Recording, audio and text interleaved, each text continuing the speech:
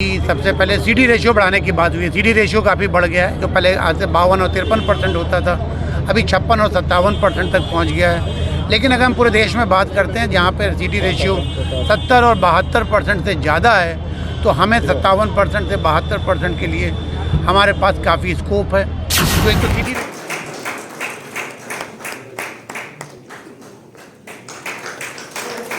राज्य स्तरीय बैंकर समिति की 87वीं त्रैमासिक बैठक का आयोजन मुजफ्फरपुर स्थित बेला औद्योगिक क्षेत्र में संपन्न हुआ। सीजेएम एसबीआई ने स्वागत भाषण कर बैंकों की भूमिका और उपलब्धि पर प्रकाश डाला।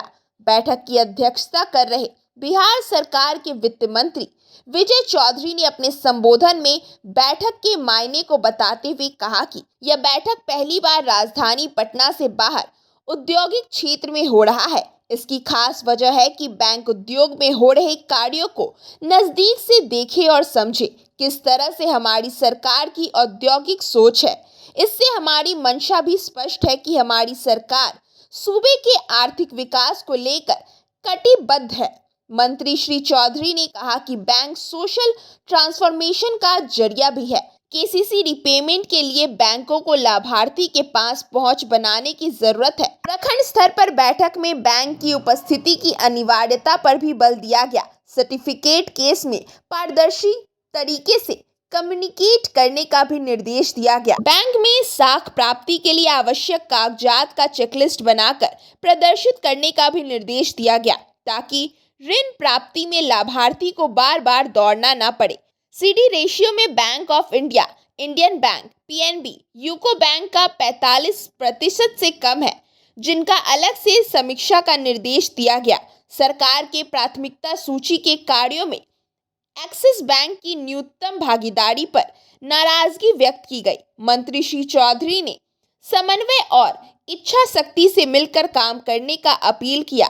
बैठक में भारत सरकार के वित्त विभाग के संयुक्त सचिव भूषण कुमार सिन्हा, मंत्री उद्योग ग्रामीण विकास, अपर मुख्य सचिव उद्योग संदीप पाउंड्री, प्रधान सचिव वित्त डीएम प्रणव कुमार, सीईओ जीविका राहुल कुमार, निर्देशक सामाजिक सुरक्षा प्रशांत सीएच, कार्यक्रम के संयोजक एसबीआई सीजेएम, सभी बैंकों के जेएम आदि उपस्थित थे।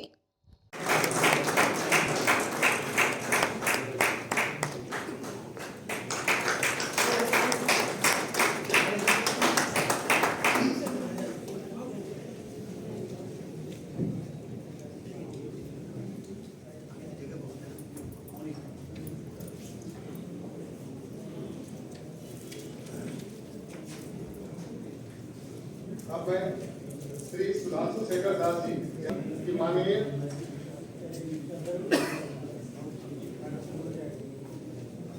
अपर मुख्य सचिव उद्योग विभाग श्री संदीप पाउंड्री जी का स्वागत पौधे और बस देकर करें। कमेटी की बैठक हुई है, क्या महत्वपूर्ण निर्णय लिए गए हैं? राज्य स्तरीय बैंकर्स कमेटी के मुद्दे जैसे अभी हमने बात करी कि सबसे पहले सीडी रेशियो बढ़ाने की बात हुई है। सीडी रेशियो काफ़ी बढ़ गया है, जो पहले आज से 52 और 53% होता था, अभी 56 और 57% तक पहुंच गया है। लेकिन अगर हम पूरे देश में बात करते हैं जहां पर सीडी रेशियो 70 और 72% से ज़्यादा है, तो हमें 57% से 72% के लिए हमारे पास काफ़ी स्कोप है।